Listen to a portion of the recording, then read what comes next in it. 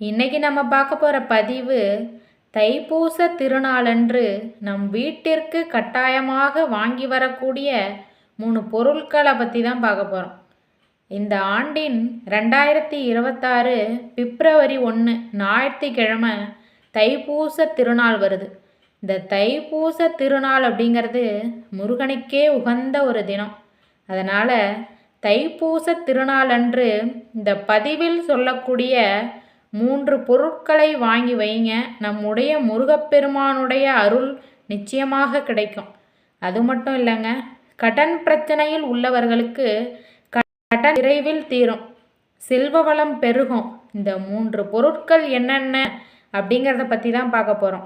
வீடியோவை ஸ்கிப் பண்ணாமல் முழுசாக பாருங்கள். அப்போ தான் இந்த 3 பொருள்லாம் என்னென்ன அப்படிங்கிறத பார்த்து தெரிஞ்சுக்க முடியும். இந்த 2026 வரக்கூடிய தைப்பூசம் மிகவும் ஒரு சிறப்பான தைப்பூசம். அப்பேற்பட்ட சிறப்பான தைப்பூசத்தை நீங்கள் தவற விடாமல் முருக வழிபாடு செஞ்சீங்கன்னா உங்களுக்கு பல நன்மைகள் உண்டாகும். இந்த தைப்பூச திருநாளன்று ஏராளமான முருக பக்தர்கள் முருகப்பெருமானை மனதில் நினைத்து நிறைய பக்தர்கள் பால் குடம் ஏந்தியும் அழகு குத்தியும் காவடி எடுத்தும் முருக வழிபாடெலாம் செய்வாங்க.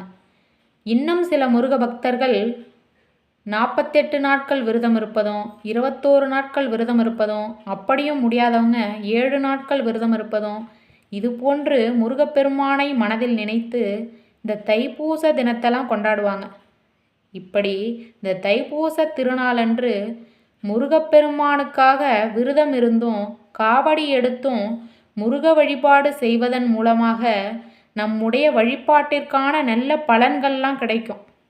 தைப்பூச திருநாளன்று விரதம் இருக்க முடியாதவங்க காலையில் எழுந்து நீராடி விட்டு முருகன் கோயிலுக்கு சென்று முருகன் தரிசனம் செய்தாலே அவங்களுக்கு முருகனோட அருளும் ஆசியும் கிடைக்கும்.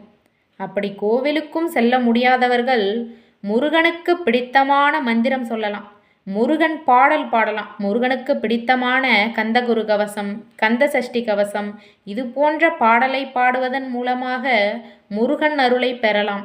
அது மட்டும் இல்லைங்க, முருகன் மந்திரமான ஓம் கிரீம் சரவண பவ அப்படிங்கிற மந்திரத்தை 108 முறை சொல்லி வந்தீங்கன்னா படிக்கும் மாணவர்களுக்கு கல்வியில் நல்ல முன்னேற்றம்லாம் இருக்கும். அவ்வளவு சக்தி வாய்ந்த மந்திரம் இது. இந்த தைப்பூச திருநாளன்று இந்த மந்திரத்தை சொல்லி முருகன் அருளை முழுமையாக பெறலாம். இந்த 2026 புது வருஷத்தில் வரக்கூடிய தைப்பூச திருநாளன்று சில பொருட்களை வாங்கி வருவதன் மூலமாக அதிக நன்மை உங்கள் குடும்பத்திற்கு வந்து சேரும்.